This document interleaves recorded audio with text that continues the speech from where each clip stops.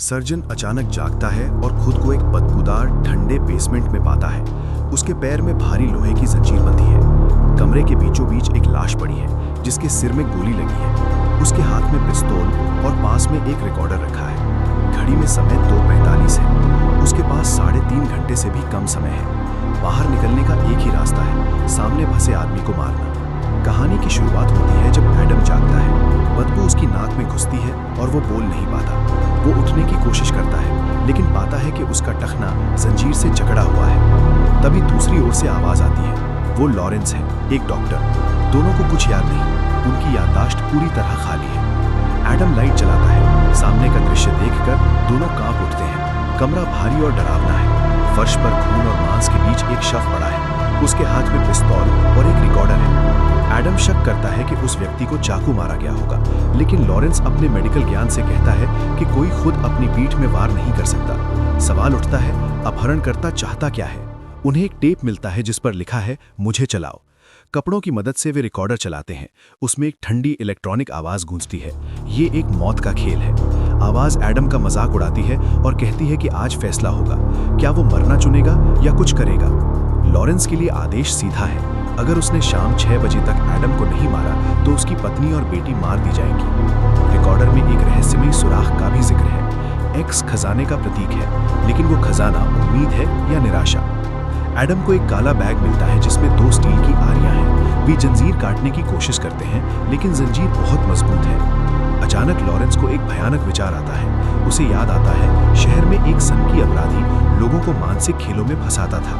वो खुद किसी को सीधे नहीं मारता, बल्कि ऐसी परिस्थितियां बनाता है जहां लोग खुद को मार लें। कुछ महीने पहले पुलिस को एक लाश मिली थी। वो स्टील के जाल में फंसी थी।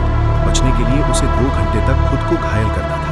आखिरकार अत्यधिक खून बहने से उसकी मौत हो गई। दूसरा शिकार मार्क को धीमा जहर दिया गया था। एंटीडोट एक तिजोरी में था। पासवर्ड दीवार पर लिखा था, लेकिन कमरा कांच से भरा था और वो नंगे पैर था। मोमबत्ती लेकर उसे पासवर्ड ढूंढना था, लेकिन वो जलकर मर गया। हत्यारा सीधे नहीं मारता था, वो विकल्प देता था। पुलिस को टॉर्च पर उंगलियों के निशान मिले। जासूस ताइपो और शिंग ने लॉरेंस से पूछताछ की। लॉरेंस ने कहा कि वो अपनी प्रेमिका के साथ था।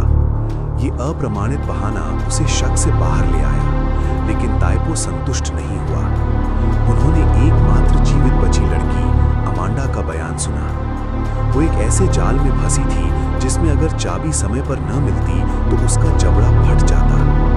चाबी उसके मरे हुए दोस्त के पेट में थी। उसे उसका पेट चीरना पड़ा। बाद में पता चला कि दोस्त बेहोश था और सब महसूस कर रहा था। अमांडा बच गई, लेकिन उसने कहा कि इस खेल ने उसे जिंदगी की कीमत सिखाई। वापस बेसमेंट में एडम को शक होता है कि लॉरेंस ही हत्यारा है।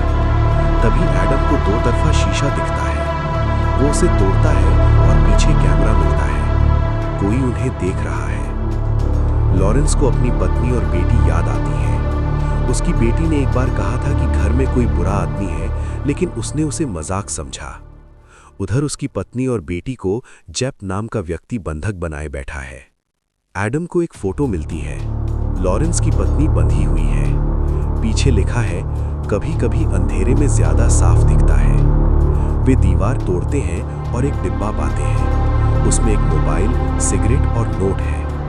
नोट में लिखा है कि सिगरेट से नकली मौत का नाटक किया जा सकता है, लेकिन गलत इस्तेमाल से जहर बन सकता है। वे योजना बनाते हैं, लेकिन चाल पकड़ी जाती है। अचानक एडम को सब याद आ जाता है। वो एक प्राइवेट डिटेक्टिव है जिसे लॉरेंस पर नजर रखने के लिए रखा गया था। उसने लॉरेंस और उसकी प्रेमिका की तस्वीरें ली थी। पिछली रात उस पर पीछे से हमला हुआ था। फोन बजता है। लॉरेंस की पत्नी रोते हुए कहती है कि एडम पर भरोसा मत करना। कॉल कट जाती है। भरोसा टूट जाता है। उधर जासूस ताइपो हत्यारे के पीछे जाता है, लेकिन उसका साथी मारा जाता है। आखिरी क्षणों में लॉरेंस घड़ी देखता है। समय लगभग खत्म है। वो लोहे की आरी उठाता है। मुझे माफ करना, मुझे अपने परिवार के लिए जीना है। वो अपनी ही टांग काट देता है। एडम को एक और रिकॉर्डर मिलता है। सच्चाई सामने आती है। जब भी शिकार था, उसे धीमा जहर दिया गया था।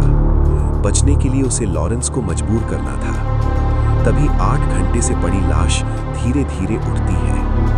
वो असली मास्टरमाइंड है, जॉन क्लेमोर, एक बीमार प्रतिभाशाली व्यक्ति जो मानता है कि लोग अपनी जिंदगी की कद्र नहीं करते। वो बताता है कि चाबी शुरुआत से ही बाथटब में थी। फिर वो दरवाजे तक जाता है। एडम चीखता है। जॉन आखिरी शब्द कहता है, खेल खत्म। दरवाजा बंद हो जाता है, अंधेरा छा जाता है और एडम की चीखें गूंजती रह जाती हैं।